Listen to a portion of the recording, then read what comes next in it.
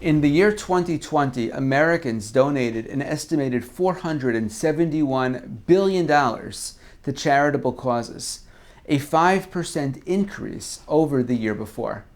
In fact, since 1977, only 3 years have seen less total charitable giving than the previous year.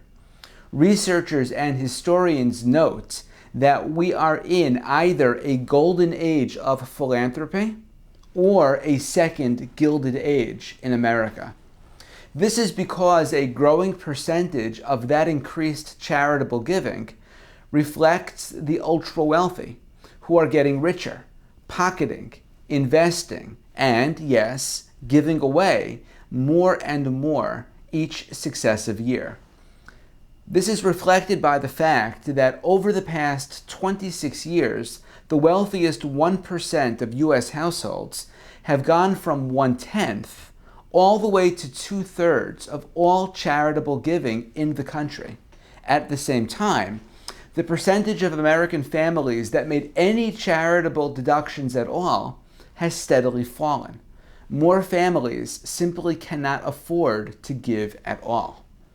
This Shabbat's Torah portion, Parashat Shoftim, begins with Moses charging the Israelites to install judges and magistrates at the gates of their cities. Judges who will establish mishpat tzedek, just judgment for the residents therein. This mitzvah, this command, immediately follows the delineation of the cycle of Hebrew pilgrimage festivals, with which last week's portion concluded. The 20th century American rabbi Yehuda Leib Ginsburg notes that tzedakah, charitable giving, sharing with those who are less fortunate, is an integral part of celebrating the festivals.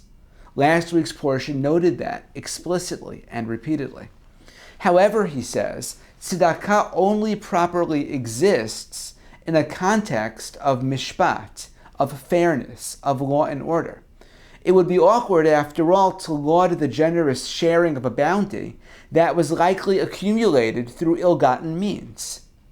The epigraph atop Mario Puzo's The Godfather is the aphorism, "Behind every great fortune lies a great crime." Perhaps our contemporary reality, a reality in which a small number of people grow wealthier and more influential, while everyone else becomes poorer and more reliant, is itself the injustice. Perhaps, then, those massive sums donated to various charities and causes, as individually generous as they are, actually reflect a fundamental, systemic problem with our laws themselves, actually reflect a fundamental problem with how our democracy is set up and how our society is organized. Only within the context of mishpat, the just judgment that ensures fairness, dignity for everyone, can tzedakah truly emerge as something to celebrate. Shabbat Shalom.